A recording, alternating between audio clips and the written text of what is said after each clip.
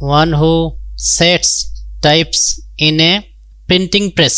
Compositor. One who imitates the voice, gestures, etc. or another. Mimic. A person who is in habit of quarreling. Bellicose.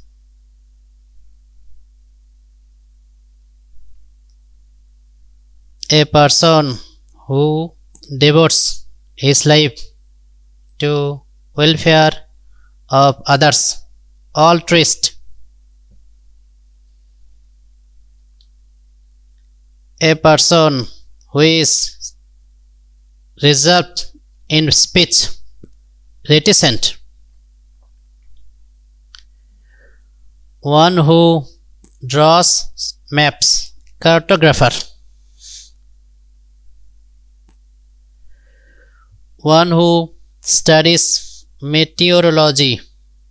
Meteorologist.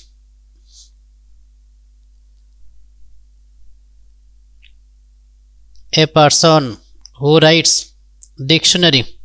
Lexicographer.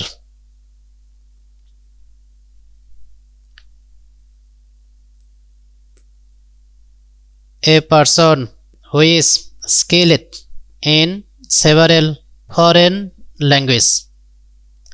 Linguist.